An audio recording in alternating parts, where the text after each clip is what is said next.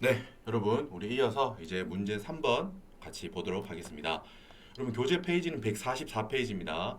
교재 페이지는 144페이지 펴시고, 자, 우선 요 영상에서는 문제 3번의 구성이나 어떻게 풀어야 되는지 전반적인 이야기를 말씀드리고, 그리고 여러분 실제 문항에 들어가기 전에 밑작업해야 될 게 있습니다. 기본 작업이죠. 문제 3번 같은 경우는 이게 그 작업을 할 게 있습니다. 문제 실제로 문항 하나하나를 풀기 전에 기본적으로 우리가 항상 먼저 해야 될 게 있습니다. 그 작업까지 하는 걸로 자, 요 영상에서는 거기까지 할 거고요. 자, 기본적인 말씀을 먼저 드리겠습니다. 제가 문제 2번 법인세 신고할 때부터 말씀을 드렸지만 여러분 문제 2번, 문제 3번은 기본적으로는 이제 같은 방식으로 공부하시면 됩니다. 문제는 법인세, 특정한 주제에 대한 법인세를 공부한다라고 생각하시면 돼요. 대손 충당금이다, 뭐 선유의 귀속식이다, 뭐 감가상각비다 이런 식으로 그 특정 주제에 대한 우리 학습을 하고 하면 여기 다 풀 수 있습니다. 다만 문제 2번과 문제 3번은 공통점은 법인세에 관한 문제다라는 거고 차이점은 이제 답안 형식이 좀 달라요. 답안 서식이 다르기 때문에 그 정도만 공부하시면 돼요. 뭐 그렇다고 해서 뭐 시간을 많이 들여야지 그게 적응할 수 있을 정도의 차이점은 아니고 잠깐만 제가 요 영상만 보시면은 문제 2번과 문제 3번은 뭐가 다르고 어떻게 접근하면 되는지 바로 다 파악이 되는 정도입니다. 그냥 하지만 뭐 연습을 하지 않은 상황에서는 실제 시험에서 바로 보면 좀 당황스럽겠죠. 그러니까 충분히 연습을 하시면은 금방 적응하십니다. 아, 이거는 그냥 이 문제를 풀기만 하면 요렇게 그냥 답 적는 것만 좀 다르구나. 그 정도니까 한번 살펴보시죠. 같이 보시죠. 자, 여러분 결론은 이렇습니다. 문제 2번은 최초의 법인세 신고하는 거예요. 특정 항목이 있다. 예를 들면 이 회사를 검토해 봤더니 뭐 대송충당금 내역이 있더라. 그래 한도 CV를 한번 해보고 최초의 신고를 한번 해봐라. 이런 거예요. 자, 뭐 손익 기속식이 우리 앞에 봤듯이 뭐 상품권에 대한 그 세무 조정을 해봐라. 해서 최초 신고를 하면 돼요. 그 항목들에 대한 세무 조정이 나왔다. 항목들에 대한 세무 조정을 뽑아내요. 공부한 걸로. 그러면 그 가산 조정이 나왔다, 차감 조정이 나온다. 이 나오잖아요. 그것들을 어떻게 했죠? 소득금액 조정 합계표. 즉 두 번째 답안 서식이죠. 소득금액 조정 합계표에다가 적습니다. 왼쪽에는 가산 조정, 오른쪽에는 차감 조정. 이렇게 쭉 적어요. 모든 문항들을 다 풀고 나면 마지막에 합계가 나오죠. 모든 문항들을 풀고 쭉 적어요. 그럼 마지막에 합계가 나온다. 그럼 합계의 금액을 가지고 어디로 가요? 첫 번째 서식. 우리 소득금액 조정 합계표가 서식 순서상은 두 번째입니다. 두 번째 서식이고 문제 풀이로는 첫 번째 이걸 푼다는 거예요. 문제 풀이로 소득금액 조정 합계표 쭉 적고 마지막 합계가 나온다. 그럼 그 합계를 가지고 서식 순서상 첫 번째 서식. 우리 문제 풀이상은 두 번째죠. 두 번째 적게 되는 어디에요? 법인세 과세 표준 및 세액 계산서. 거기에 단기 순이익부터 시작하죠. 단기 순이익에다가 가산 조정도 하고 차감 조정 빼요. 거기에 가산 조정 칸에다가 우리 방금 소득 금액 조정 합계표에서의 왼쪽이 마지막 합계 가산 조정. 그걸 갖다 쓰고 차감 조정 칸에다가 방금 우리 소득 금액 조정 합계표에 차감 조정 합계를 갖다 쓰고 그렇게 하면 일단 기부금 한도 초과는 보통 이제 없다고 가정을 하니까 없다는 전제로 했을 때 그게 바로 각 3년 소득 금액이 되고 거기서부터 우리 또 2월 결손금 내역에서 각 3년 소득 금액에서 2월 결손금 얼마를 공제해야겠구나라는 거를 우리 문항에서 파악했을 겁니다. 그죠? 그 금액을 써요. 그럼 각 3년 소득 금액에서 2월 결손금 우리 비과세 소득과 뭐 소득 관련한 거는 없으니까 2월 결승만 보통 있을 거예요. 그러니까 바로 그게 빼면은 과세 표준이 될 겁니다. 과세 표준에다가 세율을 곱하면 산출세액이 나오고 여기까지 적는 게 문제 2번이었죠. 법인세 신고. 물론 여러분 다시 한번 뭐 과세 표준에다가 세율을 곱하는데 우리 법인세는 세율을 외워야 된다고 했죠. 그래서 2억까지는 10%, 2억 초과 200억까지는 20%인데 그 이상은 우리 시험에서는 보통 과표가 주어지지 않을 거야. 과표가 뭐 200억 초과하고 이러지 않을 거기 때문에 우리는 뭐 2억까지는 10%, 2억 초과 200억 이하는 20%다. 거기까지만 외우고 있으면은 문제 푸는데 아무 문제가 없을 거라고 했습니다. 지장이 없을 거라고. 자, 그렇게 하면 산출세액이 나왔다. 거기까지 적는 게 법인세 신고 이 문제 2번이었습니다. 그죠? 그러니까 최초의 신고야. 최초의 법인세 신고를 하려고 하는데 그 당해 연도에 대한 2022년 예를 들면 신고를 하려고 하는데 이런저런 항목들이 있다는 거야. 이런 1번 문항, 2번 문항, 문항 10번까지 있었죠. 확인하고 각 문항에 대한 세무 조정을 한다. 나머지는 그냥 옮겨 적는 거잖아. 그죠? 서식에. 최초 신고할 때, 최초의 법인세 신고를 할 때 이런 문항들을 가지고 네가 법인세 신고를 할 수 있겠니?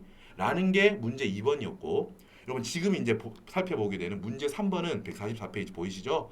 문제 3번은 뭐라고 적혀 있죠, 여러분? 화면에 법인세 조사라고 되어 있습니다. 이건 뭐냐면 특정 연도에 법인세 신고는 이미 되어 있는 겁니다. 특정 연도에 이 회사가, 이 법인이 특정 항목들에 대해서 자기 나름대로 법인세 신고를 한 거야. 세무조정해서. 자, 그러고 나서 시간이 좀 지났다는 거지. 시간이 지나고 이제 여기 검토를 할 만한 그게 돼서 조사를 했다는 거야. 너희 정말 잘 신고했니? 라고 뭐 정기조사든 뭐 어떻게 됐든 그 선정이 돼서 이 법인이 제대로 신고했는지 우리는 확인을 해보는 겁니다. 결론적으로 조사를 해보는 거죠. 조사를 했더니 적출 사항이 이런 항목들이 있더라라는 거야. 그럼 여러분 어떻게 했습니까? 원래 신고할 때 정상적으로 잘 했다면은 그 항목을 빠뜨리지도 않고 금액도 정상적으로 잘 신고를 했다면은 그 항목에 대해서는 추가적으로 할 게 없겠죠. 이 항목을 잘했구나. 그죠? 자, 그래서 두 경우로 나눠지는 거예요. 애초에 신고를 했어. 그래서 만약에 그 금액도 문제가 없어. 그러면 그거는 똑같이 처리하면 되겠죠. 자, 근데 문제가 되는 그거는 두 개 유형입니다. 애초에 신고를 했는데 여러분 숫자가 다른 거야. 그죠? 그러면은 동일한 신고 내역에 대해서 숫자가 다르면은 그런 유형이 있는 거예요. 그거는 조정해주면 되고 숫자를 애초에 그 문항 항목 자체가 누락됐을 수도 있겠죠. 왜 이거는 빼먹었니? 라는 거예요. 조사를 했더니 그러면은 원래 신고 내역은 비어 있겠죠. 텅 비어 있겠죠. 그러면은 다른 항목에다가 우리가 이번에 새로 맞는 정답을 우리가 이번 찾아낼 거잖아. 적출 사항에서. 그래서 세무조정을 우리가 해서 그걸 정답 칸에 적는 거예요. 그죠? 그래 그 차이만 우리가 어때? 세금 더 내? 라고 하는 겁니다. 그리고 뭐다? 원래 신고할 때 왜 똑바로 안 했니? 라니까 가산세 문제가 있어요. 하지만 여러분 우리 시험에서는 그 가산세는 되게 다양한 케이스가 있잖아요. 그죠? 하지만 우리 시험에서는 다행히도 하나하나에 대한 뭐 일반인지 부당인지 뭐 여러 가지를 판단 안 해도 됩니다. 우리는 가산세는 그냥 전제로 얼마다라고 주어질 거야. 그죠? 네가 놓쳤든 일부러 누락했든 여러 항목들을 판단해 봤더니 가산세는 이만큼이다라고 단일한 금액으로 주어질 거야. 그죠? 그러니까 여러분 결과적으로 문제 2번과 문제 3번은 수험생 입장에서는 차이가 없다는 거야. 뭐야? 문제 2번은 아무것도 없는 백지 상태에서 그냥 내가 정상적인 신고를 하는 거고 문제 3번은 틀렸던 흔적 혹은 일부는 맞았겠지만 기본적으로는 누락된 것들에 대한 거를 내가 조사했다는 거야. 그래서 실제로 한 항목 그 항목들에 대한 세무 조정들을 내가 그냥 새로 하는 거죠. 새로 제로 베이스에서 해봤더니 이런 내역들이 정답이 있다는 거야. 그러니까 과거 내역들과 비교해서 과거에 이거는 왜 놓쳤니? 이건 왜 놓쳤니? 이건 했긴 했는데 금액이 안 맞네. 이런 식으로 다 비교만 하면 됩니다. 우리는 정답을 찾아내는 거는 어때? 문제 2번하고 똑같잖아요. 그죠? 애초에 신고 내역이 없는 상태에서 정답을 찾아내는 거. 이게 문제 2번이고. 과거에 뭐 잘못된 흔적들이 있는 거야. 과거의 신고 내역. 이게 있든 말든 상관없어요. 우리는 문제 푸는 입장에서는 그냥 그 특정 항목들에 대해서 우리는 정답인 세무조정만 찾아내면 돼. 그죠? 그래가지고 그 차이에 대해서만 고지하면 된다고. 경정하면 된다고요. 알겠죠? 요런 거야. 그러니까 결과적으로는 그냥 요 차이를 조정하는 거에 대한 형식만 좀 다를 뿐이야. 우리가 수험생 입장에서 해야 될 거는 뭐다? 이 문항에 대한 그냥 올바른 세무 조정을 찾아낼 수 있으면 오케이입니다. 된 거예요, 된 거. 그죠? 자, 일단 그래서 우리가 한번 문제 전체 살펴보면서 문제가 어떻게 주어지는지 전체적인 구도나 구성이 어떻게 되는지 한번 살펴보면서 보시죠. 자, 144페이지 문제 전체 한번 쭉 살펴보겠습니다. 자, 문제 3번이라고 되어 있고 22년도에 대한 22년도에 대한 다음에 법인세 경정 결의서를 작성하시오라고 하죠. 여러분 결정이 있고 경정이 있는데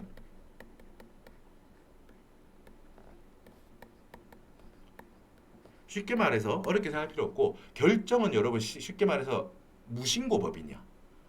아예 신고한 적이 없어. 그래서 애초에 있던 숫자가 없을 때 무신고 법인에 대해서 만약에 우리가 조사를 했다고 해봐요. 그러면은 우리가 모든 금액에 대해서 우리가 그걸 하나하나 다 결정하는 거예요. 그때 결정이라고 합니다. 쉽게 말해서 무신고 법인을 생각하세요.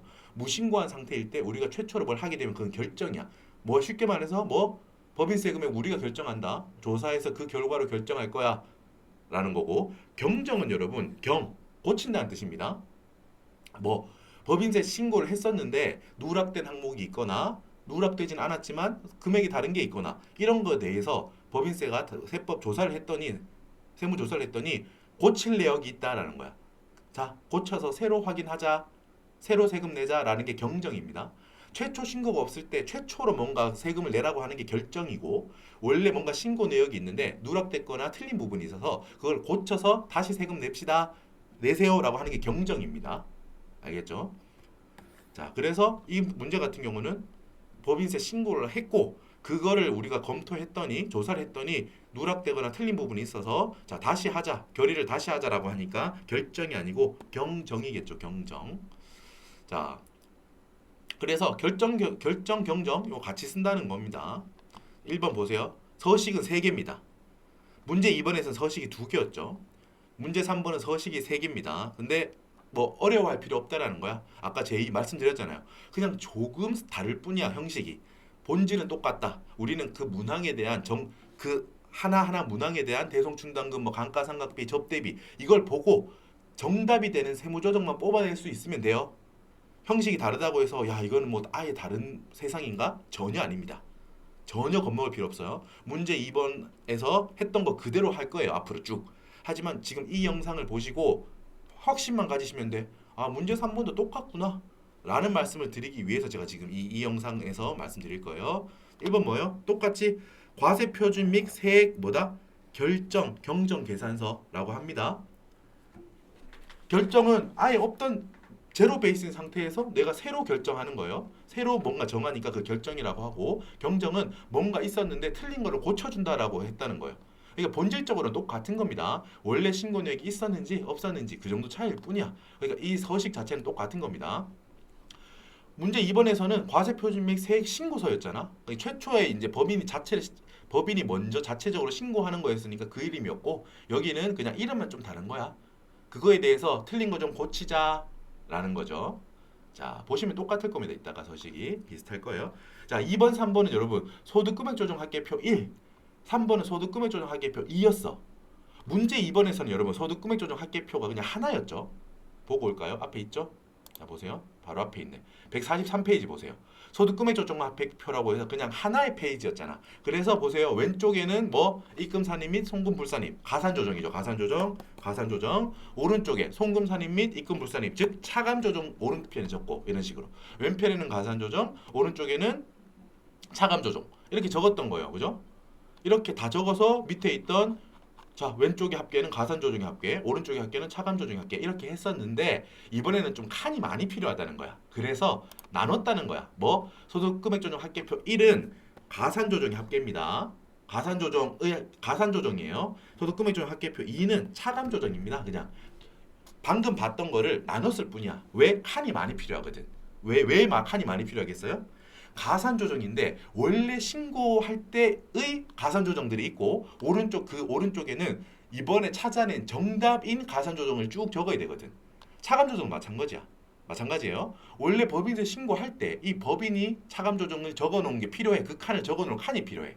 쭉 적어. 그리고 나서 우리가 정답으로 찾아낸 그 오른편에 우리가 이번에 문제를 풀면서 정답인 차감 조정들을 오른쪽에 적어야 되거든. 그러니까 그냥 칸이 많이 필요해서 이걸 2개를 나눠놨을 뿐이야. 그죠? 전혀 어려운 게 아닙니다. 됐죠? 이따가 볼 거예요. 자, 뭐 주의사항 이렇게 있고, 자, 요거는 뒤에서 한번 이렇게 제가 필기해 놓은 걸 보면서 다시 한번 정리할 거예요. 주의사항 있고, 자, 자료 주어져 있고요. 이번 그냥 훑어만 봅니다. 자, 다시 한번 볼 거예요. 지금 어떻게 구성만 봅시다. 로마자 2번에는 신고사항이 있어요. 뭐다? 아까 말했잖아요. 원래 애초에 신고한 게 있다고요. 법인이 애초에 2020년 분에 대해서 자기가 신고를 했어. 근데 조사를 해봤더니 이놈 왜 이걸 빼먹었냐? 이거는 왜 숫자가 안 맞냐? 이런 식으로 조사를 해서 적출사항을 우리가 지금 계산할 거거든. 근데 여기 로마자 2번 신고사항은 뭐예요? 법인이 나름대로 자기들이 한 거야. 요렇게 신고를 했다는 거예요. 요 페이지에 있는 내용만 신고를 했다는 거지. 자, 계속 이어서 가볼게요. 3번은 뭐예요? 아, 나오죠. 조사 적출사항. 문항이 하나 있는 거야. 문항 1, 문항 2 이런 식으로 쭉 주어지는 거야. 여기서부터 여러분 똑같죠? 뭐랑? 법인세 문제, 신고. 문제 2번에서 하고 이제 똑같은 거야. 뭐 재고자산이다, 매출 계정이다. 하나하나를 보고 정답인 세무조정. 그게 뭐예요? 조사를 해서 이런 적출 사항이 나왔다는 거죠. 뽑아냈다는 거야. 이런 거를. 이놈, 요거 왜 안 했냐? 뽑아냈다는 거. 적출했다는 거는 어디에서 얘가 뭔가 누락했거나 실수했거나 이런 사항들을 우리가 뭐 적출해냈다라고 하죠. 적출했다, 뽑아냈다, 찾아냈다 이런 뜻이에요. 자, 요런 것들에 대해서 그러면은 올바른 세무조정의 정답, 얘들 지금 이 항목들을 각 항목들을 제대로 세무조정했다면 어떻게 될까라는 걸 그냥 풀면 돼. 문제 2번하고 완벽하게 똑같아요. 지금 그 문항을 그냥 보고 풀면 돼요. 그게 바로 정답이 되는 거지. 조사 적출해서 우리가 세무조정을 제대로 한다 이거야. 됐죠? 항목들은 이따가 하나하나 볼 거예요. 이런 식으로 쭉 지어지죠. 5, 6, 7 이제 감가상각비 나오고요. 8번은 대손 충당금이고 물론 녹록치는 않아요. 각 문항들은 보기만 해도 자료도 많고 많죠. 이건 하나하나 공부할 거고. 자, 서식을 한번 봅시다. 아까 문제 3번에 서식이 3개가 있었죠. 첫 번째 뭐예요, 여러분? 법인세 과표 및 세액 결정 혹은 경정. 어렵게 생각하지 말라고. 결정은 여기 신고 내역이 없는 거야. 그때 전체 금액에 대해서 하나하나 전부 다를 내가 그 과세관청 입장에서 모든 거를 내가 숫자를 최초로 지금 뭔가 정한다. 그게 결정이고, 신고를 했는데 혹은 기존에 결정을 했겠죠. 아니 법인세를 신고를 했거나 아니면 신고를 안 해서 최초에 결정을 해놓은 상태야. 근데 뭔가 수정할 게 생긴 거예요. 그죠? 있을 수 있겠죠. 법인의 신고 내역에 대해서 고칠 게 있을 수도 있고, 우리 과세관청이 1차로 처음으로 결정을 했는데 거기에 대해서도 차후에 봤더니 또 경정할 게 생길 수도 있겠지. 고칠 게 있을 수도 있겠지. 그때는 경정한다는 거예요. 경정. 어렵지 않습니다. 그냥 이 용어 설명일 뿐이니까. 자, 이렇게 있고요. 자, 보세요. 왼쪽에 뭐가 있죠, 여러분? 신고, 당초. 그러니까 법인이 지금 이 문제 같은 경우 아까 로마자 2번에 뭐 있었어? 당초 신고 내역이라고 있었죠? 그거를 여기 쭉 적으면 되겠죠? 그러고 나서 경정은 정답이잖아. 그러니까 이 경정은 뭐다, 여러분? 항상 생각하세요. 정답을 적는 거야. 여러분 머릿속에 항상 이렇게 생각하세요. 이 칸에는 정답을 적는 칸이다라는 거야. 알았지? 차이를 적는 게 아니에요. 예를 들면 뭐 이따가 하겠지만 신고가 뭔가 100원이에요. 신고 내역이 100원이다. 그럼 경정은 뭐다? 정답은 300원인 거예요. 그러면 우린 그냥 앞에 신고는 생각하지도 마. 문제 풀 때 생각할 필요가 없어요. 제일 처음에 한번 신고 내역을 보고 쭉 그냥 갖다 적기만 하고 나서는 이 경정 칸에는 모두 다 뭐다? 정답을 적는 거구나라고 하면 돼요. 그럼 자연스럽게 원래 신고 내역은 100원이 원래 신고할 때는 100원으로 신고했는데 경정 결과 정답은 300원이니까 추가적으로 200원을 더 내게 됩니다. 그냥 서식상. 차이는 자연스럽게 서식에서 반영이 돼요. 그러니까 우리는 뭐다? 이 경정 칸에는 뭐 정답을 적는구나. 내가 각 문항들을 풀고 세무조정 얼마든 나올 거 아니야. 그냥 그거를 적는 거예요. 기존에 뭘 했는지는 문제 풀 때 전혀 신경 쓸 게 없어. 왜? 이미 밑작업이라고 했지. 지금 이번 영상에서 할 게 기본 작업이라고 했잖아요. 기본 작업을 할 때 이미 다 적어놨거든. 그러고 나서 우리는 각 문항을 풀면서 각 정답들을 이 경정 칸에 다 적을 거예요. 정답을 적는다는 거 잊지 마세요. 그러고 나면 자연스럽게 이걸 다 적고 나면 정답을 마지막에 차액은 자연스럽게 차액만큼 세금 더 내렴이라고 될 거니까. 됐죠? 어렵지 않죠? 자, 이렇게 서식만 보라고. 당초 신고 내역이 있고 이번에 정답을 오른쪽에 적을 거예요. 자, 두 번째 서식 뭐예요? 소득금액 조정 합계표 1이라고 했죠? 1. 봐봐. 입금 산입 및 송금 불산입. 뭐예요, 여러분? 이게 즉 가산 조정은 이 페이지에 적는 거예요. 맞죠? 가산 조정은 이 페이지 적는다. 너무 크게 적었네. 잠깐만요. 자. 가산 조정은 이 페이지에 적는구나. 소득금액 조정 합계표 1번 서식에다가 가산 조정을 적는구나 라는 거예요. 자, 그리고 봅시다. 똑같아. 그럼 과목은 뭐 쌀랑쌀랑 적겠죠. 예를 들면 뭐 송금 불사립이니까 예를 들면 뭐 대손 충당 환도 초과다. 그럼 어때요? 여기 봐봐. 여기도 신고 당초 란이 있고 오른쪽에 경정 란이 있죠. 그럼 신고란은 그대로 신고 내역을 그대로 갖다 적기 하면 돼요. 생각할 필요 없어. 아까 로마자 이번에 그 한 페이지 동안 신고 내역이다라고 한 페이지에 다 나와 있었죠. 그걸 보면서 하나하나 갖다 적으면 돼요. 이따 할 겁니다. 적고 나서 여기가 중요하죠. 이 경정은 뭐다? 여러분 항상 생각해. 경정란에는 뭘 적는다고? 정답. 세무조사를 했더니 적출했다고 했죠. 그 사항들을. 문항이 쭉 주어지죠. 감가상각비 문항, 뭐 대손충당금 문항. 우리는 그냥 그걸로 풀면 된다고. 그 문항들에 대한 정답을 풀면 돼. 우리 지금까지 했던 것처럼 법인세 신고 쭉 제가 강의했던 것처럼 보고 답을 그 정답을 여기 적으면 돼요. 송금불산입이고 뭐 대손충당금 한도초과다. 처분 금액은 100원이다. 그러면 애초에 만약에 여기 대손충당금 한도초과가 있었대요. 신고할 때도 했대. 근데 금액이 이 항목에 대해서 금액이 맞을 수도 있고 틀릴 수도 있겠죠? 그죠? 만약에 금액이랑 처분이 전부 다 똑같대. 그러면 어때? 그냥 자연스럽게 이렇게 두면 돼. 아, 이 항목에 대해서는 요놈이 잘 했구나. 저 신고할 때. 그지? 틀린 게 있다면 자연스럽게 여기 정답을 적을 거니까 틀린 거랑 비교가 돼서 자연스럽게 나중에 더 내라고 반영이 될 거라고. 합계에 영향을 끼치니까. 자, 그리고 여기 뭐다? 오른쪽에 뭐 과소 신고, 일반 과소, 부당 과소 이게 가산세에 영향을 미치겠죠? 실제로는. 하지만 우리 시험에서는 요거는 기재 생략이라고 했잖아. 땡큐죠 너무. 그래서 여기 음영 처리돼 있죠? 어둡게 색칠돼 있잖아. 여기는 쓰는 거 없다고. 겁먹을 필요 없어. 우리가 이걸 판단하거나 그러지 않습니다. 그냥 여기에 음영 처리돼 있으니까 적는 거 아닙니다. 우리는 그냥 각 문항을 보고 경정칸에 적힐 정답이 뭔지만 찾아내면 돼요. 됐죠? 151페이지 보세요. 어때? 소득금액 조정할게 표 2. 이거는 뭘까? 당연히 송금 산입 및 입금 불산입이니까 차감 조정을 적는 겁니다. 그리고 똑같이 여기도 신고 당초 내역이 있어요. 법인세 이 법인이 애초에 신고 내역을 그냥 쭉 갖다 적으면 돼. 문제에서 항상 주어져 있다고. 쭉 갖다 적어. 여기도 그대로 복붙 컨트롤 V 컨트롤 C죠. 컨트롤 C 컨트롤 V 하면 돼. 복붙하면 됩니다. 복붙. 잊지 말자 복붙. 하지만 여러분 복붙이라고 그러면 어차피 그냥 그대로 갖다 적는 건데 뭐 안 적어도 되지 않나? 그럴 리가 있습니까, 여러분? 복사해서 붙여넣기라도 깔끔하게 실수 없이 잘 적어야죠. 맞죠? 하나하나 다 당연히 부분 점수예요. 원래 신고 내역을 잘 적었는지 여러분들이 전산 처리한다면 원래 신고 내역을 전산적으로 이상 없이 잘 가지고 끌어왔는지 그게 당연하잖아. 업무에서도 당연히 중요하고 실제 시험에서도 경정 결의서였을 때는 기본적인 거예요. 원래 신고 내역을 이상 없이 잘 갖고 오는지. 그죠? 중요합니다. 엄청 중요해요. 경정은 당연히 항상 잊지 말자. 여기 적는 건 뭐다? 정답을 적는다. 됐죠? 차감 조정의 정답. 내가 그 문항을 풀어봤더니 차감 조정이 송금 산입이 뭐 100원이더라. 그럼 100원 마이너스 유보더라. 그럼 마이너스 유보. 이렇게 처분에다가 소득 처분에다가 마이너스 유보. 말했죠? 일반 과소, 부당 과소 여기에도 적는 거 아닙니다. 안 적습니다. 여러분 이렇게 서식이 끝이에요. 됐죠? 자, 여러분 같이 한번 조금만 더 볼게요. 훑어볼게요. 자, 다시 똑같은 거예요. 지금 152페이지도 이제부터 시작합니다. 이제부터 문제 분석하고 할 건데 여기 실제 문항 1번 들어가기 전까지 뭐 이제 기본 밑작업을 할 거예요. 밑작업 뭐겠습니까? 원래 기존 신고 내역을 원래 그 서식 있죠? 과표 경정 그 세액 경정 계산서랑 우리 소득금액 조정 합계표 1, 소득금액 조정 합계표 2 거기에 당초 신고란 있죠? 옮겨 적는 거 할 겁니다. 그대로 옮겨 적기만 하면 돼. 하지만 실수하면 안 되고 놓치면 안 돼요. 알았죠? 그래서 법인세 조사 문제 3번에 시작할 때는 여러분 무조건 그거부터 갖다 적는 거예요. 지금부터 할 거야.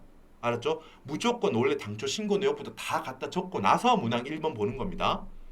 알았죠? 꼭 지켜주세요. 그건 기본입니다. 거기서 부분 점수를 꼭 확보하시고 시작하는 거예요. 문제 3번은. 자, 문제 3번. 어때 여러분? 작성 순서는 똑같겠죠. 문제 2번에서도 소득금액 조정 합계표를 완성했죠. 가산 조정과 차감 조정의 합계가 나와야 신고 내역, 신고 계산서, 과표 및 세액 신고서에 옮겨 적었잖아. 합계를. 여기도 마찬가지야. 작성 순서 먼저 합니다. 이거를 소득금액 조정 합계표 1 가산 조정과 소득금액 조정 합계표 2 차감 조정들을 각 문항을 보면서 쭉 적어. 문항을 보고 가산 조정이 나오면은 소득금액 조정 합계표 1에 적고 차감 조정이 나오면은 소득금액 조정 합계표 2에 적는 거예요. 똑같죠? 전혀 어려운 게 없습니다. 똑같아. 이렇게 하고 나서 합계가 나오죠. 가산 조정의 합계, 차감 조정의 합계가 나오면 그거를 자 여기 경정 계산서의 합계란에다가 적는 거예요. 가산 조정 합계, 차감 조정 합계. 됐고 자 주의사항 같이 읽어봅니다. 제가 여러분한테 필요한 부분만 여기 색칠해 뒀으니까 같이 볼게요. 다른 거는 문제가 길죠? 문장이 길지만 결국은 색칠되어 있는 부분만 쭉 읽으면 돼요. 1번 뭐다? 자, 신고 당초란에 뭐 반드시 신고사항을 빠짐없이 기재할 것. 뭐라고? 기재하지 않은 경우는 틀린 것으로 처리함. 교수님께서 너무 친절하게도 잘 말씀해 주시는 거예요. 이건 당연한 건데 여러분 혹여나 교수님께서 걱정하는 마음으로 써주신 거예요. 여러분 이거는 너무 쉬운 거고 당연한 거고 하지만 너무너무 중요한 거죠, 여러분.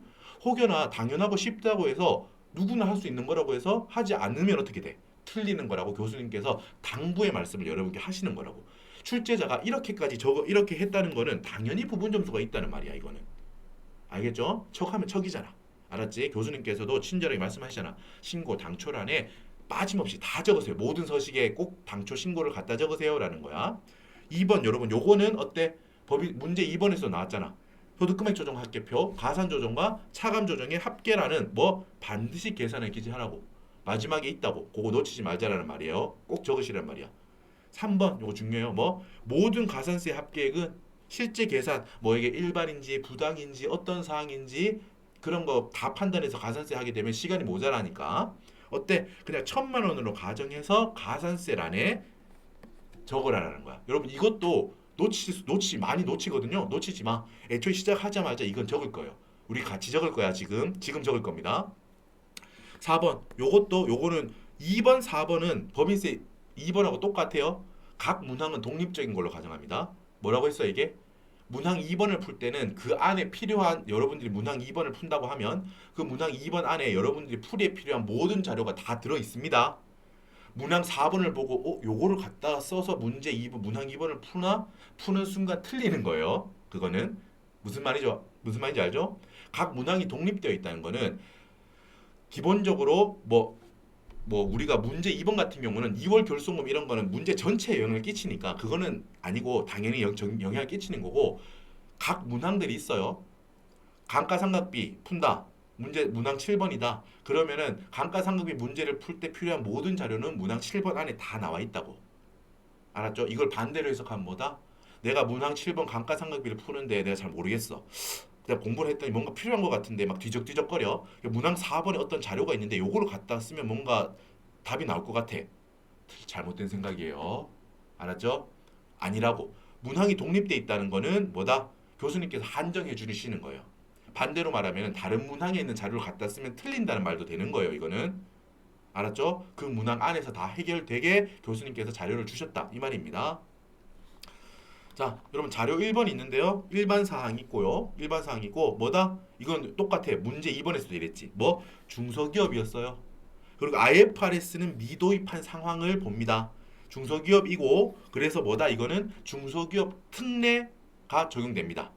여러분 중소기업 특례는 앞에 영상에 문제 2번에서 제가 길게 설명을 한 게 있습니다. 그래서 지금은 그냥 이게 있죠, 이게 있죠, 이게 있죠 라고 넘어갈 거야. 자세한 설명은 뭐다? 문제 2번에서 독립된 영상으로 있습니다. 중소기업 특례라는 제목으로 따로 영상이 있어. 자세한 설명은 그 영상을 다시 한번 참고하세요. 지금은 짧게 훑어볼 거야. 아 이게 있죠? 뭐 그 접대비 일반 한도 3,600만 원이죠. 이런 식으로 지금부터 빨리 보고 넘어갈 겁니다. 그거에 대한 자세한 설명은 독립된 긴 영상이 있으니까 완벽하게 동일해요. 그걸 꼭 숙지하셔야 돼. 알았죠? IFRS는 미도입 상황이니까 우리가 그냥 보통 중소기업들한테 적용되는 일반 회계 기준입니다. 그게 적용되는 거예요. 우리나라가 그 2011년인가? 맞아요. 2011년 그때부터 IFRS를 도입했습니다. 그 전까지는 우리가 일반 회계 기준이라는 게 있었어. 그게 여전히 있어요. 그게 IFRS 적용하지 않을 때는 그 기준을 이용하거든요. 그걸로 한다는 거예요. 자, 중소기업 특례. 여기는 짧게 봅니다. 중소기업 특례 뭐다? 접대비 한도 1200이 아니라 기본 한도를 3600으로 크게 봐준다. 손익의 기소 시기 뭐다? 장기 할부 판매에 있어서 뭐 회수기일 도래 기준으로 뭐 신고 조정이 가능하다는 게 중소기업에 대한 특례였어. 중소기업이 아니어도 만약에 회수기일 도래 기준을 한다면 예외 2번 어때? 인정해 줘. 장부에서 회수기일 도래 기준을 적용했다면 인정해 주는 거죠. 이건 중소기업이 아니어도 돼요. 하지만 중소기업의 특례는 예외 3번이었죠. 뭐다? 회수기일 도래 기준을 장부에 적용하지 않았더라도 신고 조정으로 법인세 신고 시 신고 조정할 수 있다라는 거였어. 여러분 지금 이거를 앞에 하나도 안 보고 만약에 이거 갑자기 보시는 분들은 무슨 말인지 모르겠죠. 이거에 대한 세세한 하나하나 설명이 앞에 있다고요. 혹시 안 보신 분들은 필요한 분들은 꼭 거기 가서 보세요. 본인이 중소기업 특례를 적용하는 문제들이 많다고요. 그걸 할 수 있어야 돼요. 자, 단기건설에 대해서 뭐다? 단기건설에 대해서 뭐? 원래는 세법은 장기든 단기든 건설공사는 모두 다 진행률을 해야 진행 기준으로 진행률을 계산해야 되는데 중소기업이라면은 단기건설에 대해서 인도 기준 적용 가능하다. 완성돼서 고객님 다 됐습니다. 가져가세요라고 할 때 매출과 모든 비용 수익과 비용을 그때 인식해도 된다라는 단기건설에 대한 특례가 있죠. 그리고 3번 뭐 다 중요하지만 3번, 4번 다 3번 엄청 중요하죠. 가지급금 이제 할 거예요. 자, 뭐다? 회사가 직원한테 직원이 주택을 구입하고 싶은데 돈이 없대. 그 주택 구입 자금. 혹은 전세 살고 있는데 전세 자금이 모자라대. 그래서 회사가 직원한테 빌려줬어. 바람직하죠? 자, 하지만 중소기업이 아니라면은 그렇게 빌려준 것도 업무 무관 가지급금으로 봅니다. 업무하고는 상관이 없잖아, 그 대여금이. 하지만 중소기업은 야, 너희가 중소기업이고 자금 여력도 그렇게 넉넉하지 않을 텐데 그렇게 직원들을 위해서 주택 구입 자금도 빌려주고 전세 자금도 대여해 줬니? 자, 중소기업 너무 훌륭하다라고 해서 중소기업에 한해서 그런 그 건에 대해서 업무 무관 가지급금으로 보지 않아요. 그러니까 어떻게 되겠어? 지급이자 송금 불산입도 적용하지 않고 가지급 인정이자 대상도 아니라는 거죠. 그죠? 그러니까 우리 시험에서는 일단 문제 2번에 나오는 법인이든 문제 3번에 나오는 법인이든 어때? 중소기업이죠. 그러니까 뭐 주택 구입 자금이나 전세 자금이 나오면 어때? 업무 무관 가지급을 보지 않으니까 지급이자 송금 불산입 하지 않고 가지급 인정이자 계산도 하지 않는다. 맞죠? 자, 4번. 2월 결손금 공제 한도 확대. 원래는 보통 일반 법인이라면 2월 결손금이 아무리 많더라도 당연히 공제 기한 안에 있는 건 대전제를 하고요. 금액이 아무리 많이 남아 있더라도 공제 기한이 남아 있는 게 많이 남아 있더라도 어때요? 각 사는 소득 금액이 100원이라고 하면 어때? 60%. 60원까지만 올해 공제를 하고 나머지는 내후년으로 밀어야 돼. 밀어내야 돼요. 다음에 그 기한이 남아 있다면 다음에 하자라고 해야 되는데 중소기업에 한해서는 어때요? 각선의 소득 금액이 100이라면은 100%, 즉 100원 전부 다를 2월 결손금이 여유가 있다는 전제로 다 뺄 수 있다고. 즉 과표를 0으로 만들 수 있다는 거예요. 그 해의 과표를. 자, 여러분 빨리 정리했죠? 천천히 하나하나 설명하는 거는 앞에 독립된 영상을 보세요. 꼭 보셔야 돼. 사실 문제 2번과 문제 3번은 여러분 공부하는 입장에서는 각 문항들만 그냥 다른 거야. 지금 문항 10번까지 했죠. 문항 10번 하고 넘어왔죠. 그냥 사실은 여러분 공부하는 입장에서는 문제 3번에 문항 1번을 그냥 문항 11번으로 봐야 돼요. 독립된 문항 하나하나를 그냥 공부하는 거예요. 법인세는. 그러니까 이 중소기업에 대한 특례는 쭉 대전제로서 이어지는 거라고. 됐죠? 하실 수 있어야 돼요. 154페이지 신고사항을 봅시다. 여러분 교수님께서 말씀하셨지. 뭐 여기 주의사항 1번 신고란에 있는 지금 신고 페이지 있죠. 로마 지금 우리 보고 온 154페이지 그 내용들을 뭐 서식에 무조건 이거부터 갖다 적으세요라고 교수님께서 당부를 몇 번 하세요. 지금 여러분 하고 계시죠? 우리 그거 하는 거예요. 154페이지 당기순이익인 4억이고 신고 내역입니다. 원래 신고를 이렇게 했다는 말이죠. 원래 신고를 당기순이익 4억이고 자 신고 조정 내역 법인세 신고할 때 딸랑 2개만 했네요. 딸랑 2개만 누가 봐도 미흡하죠. 뭡니까? 송금불산이 법인세 비용 1억 기타 사유 유출. 야 담당자가 이건 할 줄 알았네요. 우리도 이건 할 수 있죠. 뭐다? 입금불산입 대손충당금 한도 초과 1,200만 원 마이너스 유보. 여러분 여기 뭐다? 차감 조정 칸에 여러분 제가 그때 설명했던 거 기억나십니까? 앞쪽에서 원래 차감 조정 칸에 유보로 적혀 있으면 뭐라고? 마이너스 유보로 해석하는 거라고 했죠. 이게 암묵적인 거라고 했죠. 암묵적인 약속이라고 했지. 하지만 우리는 이따가 볼 때도 그냥 마이너스 유보라고 직접 갖다 적을 거예요. 일관되기만 하면 상관없다고. 그냥 요 처분 칸에 마이너스 유보라고 그냥 이렇게 마이너스 표시를 음의 표시를 할 거면 쭉 하고 나는 그냥 원래 FM 정석대로 여기 차감 조정 칸에 적히는 유보는 당연히 마이너스 유보를 의미하는 거니까 교수님 저는 그냥 유보라고 쭉 적겠습니다 라고 해도 돼요. 다만 뭐라고? 일관성이 있어야 돼요. 송금 산입 이 칸에 적는데 어떤 데는 그냥 유보라고 적고 어떤 데는 마이너스 유보라고 적으면은 그거는 뭐랄까 그냥 암묵적인 룰을 그냥 깨는 거야 그거는. 알겠죠? 그럼 교수님께서 아 얘가 제대로 뭔가 모르는 것 같은데 라는 생각이 든다고 했죠? 그러니까 원칙대로 하자면은 뭐다 그냥 이렇게 유보라고 적는 게 원칙이에요. 정답이 정석이라고. 차감 조정 칸에 적히니까 그냥 유보라고 하면 적어도 마이너스 유보를 해석하자. 이게 일반론적인 거예요. 일반적인 서식 작성 방법이야. 하지만 우리는 수험생이고 뭐다? 그냥 교수님께서 양해해 주신다고 어떻게 해도 그냥 마이너스 유보라고 직접 적어도 얘가 그냥 원래 우리 세무조정하는 식으로 적었구나 그래 뭐 그렇게 해도 다 뜻이 통하니까 그것도 정답으로 해줄게라고 매기시거든요. 됐죠? 이렇게 하면 돼요. 하지만 일관성은 있어야 된다고. 한쪽을 맞춰서 유보라고 적을 거면 그냥 유보라고 적고 마이너스 유보를 적을 거면 마이너스 유보라고 풀로 다 적든가 쭉 적을 거면 그 방식대로 쭉 적으시면 됩니다. 자, 여러분 그리고 지금 이 원래 당초 신고할 때 이 법인이 적은 건 뭐예요? 제가 여러분 보자마자 바로 세무조정 들어가는 거 법인세 비용 여기 했죠? 요거 뭐다? 송금불산이 법인세 비용 뭐 1억 기타사 유출 이거는 보자마자 해야 되는 거라고 했죠? 그리고 뭐다? 우리 자동 추인되는 거 뭐라 그랬어? 재고자산의 기초유보 플러스 유보면은 마이너스 유보로 추인하고 마이너스 유보가 기초잔액이라면 플러스 유보로 추인하고 무조건 추인한다고 했죠. 그리고 또 하나 더 있었다고 했잖아. 뭐 대손충당금 정기 지금 올해는 22기를 신고한 거야 얘는. 근데 21기 정기죠 정기 신고하는 시점으로부터 작년분 대손충당금 한도 초과액이 있다면 그게 플러스 유보로 남아 있겠죠. 무조건 단기에 어때 송금산입 마이너스 유보로 추인합니다. 송금산입 혹은 입금불산입 똑같은 거라고 했어. 전혀 다른 거 아닙니다. 입금불산입 혹은 송금산입 아무렇게나 불러도 돼요. 마이너스 유보로 추인하는 게 중요해. 마이너스 유보로 추인하는 거예요. 왜? 대손충당금이나 재고자산은 총액분 관점에서 기말금액으로 다시 계산할 거거든. 됐죠? 자, 그래서 요거를 갖다 적으면 됩니다. 1억 혹은 그 가산 조정에 1억, 차감 조정에 1,200만 원. 요거를 갖다 적는다라는 것만 우리 알면 돼요. 그리고 납부내역 이렇게 중간 예납 3천만 원, 원천 징수된 거 600만 원 했고 원천 납부세액, 원천 납부한 거 600만 원, 그리고 자진 납부세액 4,160만 원 이렇게 해서 7,760만 원을 원래 신고할 때 이렇게 냈다는 거예요. 그리고 자적을상, 자적을표, 유보 관리하는 표에는 이렇게 기초 내역이 있다라는 거고. 자, 여기 있던 기초 내역을 이렇게 추인한 거죠. 원래 플러스 유보가 남아 있었고 대손충당금 플러스 유보가 있었고 이거를 차감 조정 송금산입으로 추인한 거죠. 자, 뭐 재고자산에 대한 유보는 없네요. 그죠? 있었다면 여기 추인했겠죠. 자, 봅시다. 요거를 여러분 155페이지 보세요. 신고 내역이 우리 적는 거야. 여러분 이렇게 실전에 이거부터 하는 겁니다. 단기순이익 방금 얼마 했어? 요거 4억이죠.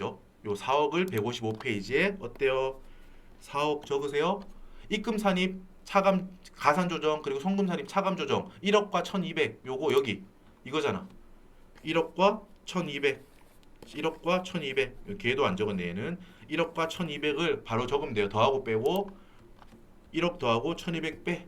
그러면은 각사소가 4억 8,800이 되죠. 다른 거 없으니까 2월 결속 내역 없으니까 신고할 때 없었으니까 4억 8,800이 그대로 과표가 되고 여러분 이거 봐봐 외워야겠죠. 산출세 구하는 거 세율 어때? 2억까지는 10% 2억 초과 분에 대해서는 20%죠. 맞죠? 그대로 하면은 산출세액은 7억 7,600만 원이 나왔다는 거야. 원래 당초 신고를 지금 하고 있어요. 지금 뭘 하는지 잊으면 안 돼요. 그죠? 7억 7,600만 원이 나왔고 산출세 그대로 다 적는 거죠, 이렇게. 그래서 내야 될 세금이 7억 7,700, 600만 원이었던 거예요. 그래서 그걸 어떻게 냈냐? 당시에 생각하는 거야. 아, 7,700 여기 있잖아. 이거를 신고할 때 7,760만 원을 내야 된다고 산출세액이라고 판단했겠죠, 법인이. 7,760만 원을 내야 되는구나. 그 당시에 생각해봐요. 아, 우리가 미리 낸 게 중간 예납으로 낸 게 3천만 원이 있고요. 원천 징수로 원래 소득을 지급받으면서 상대방이 미리 내놓은 게 600만 원이 있네요. 그래서 신고 당시에 우리는 4,160만 원만 내면 되네요 라고 냈다는 거야. 신고할 때 그렇게. 지금 맞죠? 요렇게 신고를 할 때 요렇게 냈다는 거야. 맞죠? 낼 세금이 계산해 보니까 7,760만 원이고 미리 낸 게 3천만 원과 600만 원이 있네요. 그래서 4,160만 원을 내겠습니다라고 언제 했다고? 원래 당초 신고할 때 이렇게 냈다고. 이걸 적으면 돼요, 그냥. 원래 낼 세금은 총 7,760만 원인데요. 기납부 세액 내역을 봐봐요. 중간 예납으로 3천만 원 냈고요. 원천 징수 당했던 게 600만 원 있네요. 미리 낸 거죠. 그러니까 이번에 자진해서 납부할 세액은 4,160만 원입니다. 그죠? 이렇게 해서 7,760만 원을 그 친구 당시에 냈다는 거야. 다 냈다는 거야. 됐죠? 그러니까 차감 징수할 게 여러분 어때요? 0. 차감 고지세액도 0이죠. 당연히 신고하는 시점에서는 더 낼 게 없으니까. 요걸 요렇게 갖다 적는 연습을 하셔야 돼요. 내역을 보고 그대로 적는 거잖아. 그죠? 하지만 꼼꼼하게 직접 해봐야 돼요, 여러분이. 이것부터 하고 시작하신다는 걸 여러분 제가 여러 번 강조하고 있죠. 이 초록색 박스부터 당초 신고 내역, 당초 신고 내역, 당초 신고 내역부터 꼭 먼저 적으시는 거예요. 이게 답안 서식 1에도 이렇게 적고 보세요. 여기 소득금액 조정 합계표 1 가산 조정이죠. 입금산입 및 송금불산입 가산 조정. 여기도 우리 방금 보고 왔던 거 뭐야? 송금불산입 법인세 비용 1억 기타 사유출 신고 당초란에 법인세 비용 송금불산입 법인세 비용 1억 기타 사유출 무조건 적으세요. 나머지 다른 거 없죠? 다른 내역이 아무것도 안 했잖아. 이렇게 적으시라고 이 초록색 박스로. 차감 조정도 마찬가지. 방금 뭐 있었어? 입금불산입 혹은 송금산입 똑같은 말입니다. 입금불산입 전기대송금 한도초가 1,200만 원 마이너스 유보. 우린 마이너스 붙여서 적을 거예요. 헷갈리지 않게 마이너스 붙입시다. 요렇게. 우리 신고 내역이 있었던 거지. 여기 154페이지. 방금 이거잖아 이거. 방금 법인세 비용은 오른 왼쪽이 이거고. 송금산입 방금 이거죠. 송금산입 대손충당금 정기분 대손충당금 한도초가 1,200만 원 뭐다? 마이너스 유보. 마이너스 유보. 이거를 어디다? 여기 157페이지 지금 적는 거죠. 여기까지 적고 나서 짠 이제 여러분 158페이지 문항 1번부터 보고 나서 정답을 구했어. 그러고 나서 어때? 봐봐 예를 들면 이런 식으로 오른쪽에 적는 거예요. 경정칸에 우리는 적을 거야 이제. 이게 기본 작업이라는 거 이제 동의하시죠? 각 문항을 풀고 이제 우리는 어디 적을 거라고? 이제 신고 당초라는 이제 안 봐도 돼요. 됐죠? 다 적은 거야 신고. 원래 신고할 때 그 금액들 어떤 세무조정들은 다 적었다고 지금. 이제부터는 각 문항을 보고 저와 함께 공부하고 여러분들이 복습하고 풀고 어디 경정 칸은 항상 생각해. 정답을 적는 칸이다. 각 문항을 내가 풀어서 정답을 뽑아냈죠. 그 정답을 적는 칸이다. 오른쪽에 다 적을 거라고. 됐죠? 됐습니다. 자, 여러분 지금 제가 뭐 이번 영상만 해도 벌써 40분이 넘었는데 한 번은 들어두셔야 되겠죠? 빠른 배속으로 듣든 뭐 지금 여기가 뭐 엄청 어려운 걸 제가 이 40분 동안 강의한 건 아니지만 기본이 되는 거야. 이 문제 형식이 다르잖아. 법인세 신고와 법인세 조사. 문제 2번과 문제 3번은 본질은 같기 때문에 앞으로는 그냥 같은 문항을 공부한다는 식으로 법인세 공부를 한다. 이렇게 공부를 하시면 돼. 하지만 한 번쯤은 이 형식의 차이, 답안 서식의 차이에 대해서 분석을 하셔야 돼. 맞죠? 문제 3번의 핵심은 뭐야? 원래 신고 내역에 대해서 조사를 해서 조사 적출을 해낸 거야. 조사 적출 사항들에 대해서 우리는 문제를 푸는 거예요. 중요한 거는 원래 신고 내역을 꼼꼼하게 서식에 원래 이걸 적고 나서 각 문항을 각계격파하자. 이렇게 하시면 돼. 됐죠? 어려운 거 없습니다. 하지만 뭐다? 꼼꼼하게 갖다 적으시는 연습을 하셔야 돼요. 됐죠? 155, 156, 157페이지의 초록색 박스에 보세요. 이 작업이 항상 선행돼야 돼. 꼭꼭꼭 알았죠? 꼭 적으시고 나서 문제 3번은 문항별로 풀고 적으시는 거예요. 자, 여러분 수고 많으셨고 자, 우리 이어서 이제부터 문항 하나씩 우리 법인세 2번 했던 것처럼 각 문항에 대한 주제별로 격파하면 됩니다. 됐죠? 여러분 수고 많으셨습니다. 계속 이어서 영상 보시죠. 수고하셨습니다, 여러분.